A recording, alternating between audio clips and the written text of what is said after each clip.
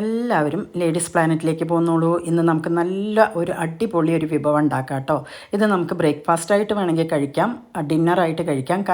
Diabetic ആളുകൾക്ക് wait കുറയ്ക്കണം എന്ന് ആഗ്രഹം ഉള്ളവർക്കെല്ലാം ഇത് കഴിക്കാവുന്നതാണ്. അപ്പോൾ ഇതെങ്ങനെയാണ് ഉണ്ടാക്കുന്നതെന്ന് നമുക്ക് നോക്കാം. വീഡിയോയിലോട്ട് പോവാം.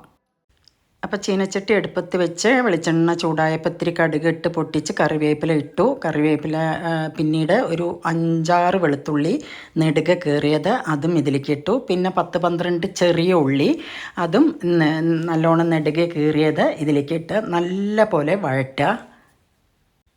ഇനി ഇത് നന്നായിട്ട് വഴണ്ടി വരുന്ന സമയത്ത് ഇതിലോട്ട് കുറച്ച് മഞ്ഞൾപ്പൊടി ഇടുക, ഒരു നുള്ള് ഉപ്പ് ഇടുക.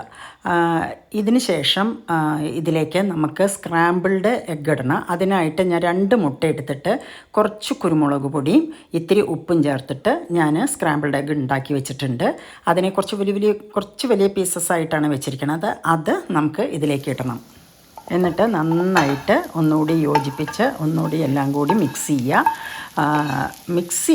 മിക്സ് ചെയ്ത ശേഷം ഒരു 2 ടേബിൾ സ്പൂൺ നാളികേരം ചിരവിയത്. അത് ഓപ്ഷണലാണ്, നിങ്ങൾക്ക് വേണ്ടെങ്കിൽ അവോയ്ഡ് ചെയ്യാം, വേണമെങ്കിൽ ചേർക്കാം കേട്ടോ. ഞാൻ ഇത്തിരി ചേർത്തിട്ടുണ്ട്, എനിക്കിഷ്ടമാണ്. ഇനി ഇതിലേക്ക് ഇത് നന്നായിട്ട് മിക്സ് ചെയ്ത ശേഷം ഞാൻ ഒരു 1/2 കപ്പ് കഷ്ടി മുതിര, അതിനെ നല്ല പോലെ ഒരു നുള്ളു ഉപ്പും പാകത്തിന് കേട്ടോ, ഉപ്പും മഞ്ഞൾപ്പൊടി ഇട്ട് വേവിച്ച് വെച്ചതാണ്. അതിനെ നല്ല പോലെ നന്നായിട്ട് വേവിക്കണം കേട്ടോ. വെച്ചാൽ പ്രഷർ കുക്കറിലാണ് ചെയ്തത്. അതിനെ ഇതിലേക്കിടുക. പിന്നെ പച്ചമുളക് ഞാൻ ലാസ്റ്റായിട്ടാണ് ഇട്ടത്. പക്ഷേ നിങ്ങൾക്ക് ഉള്ളി വഴറ്റുമ്പോൾ വേണമെങ്കിൽ അങ്ങനെ ഇടാം കേട്ടോ.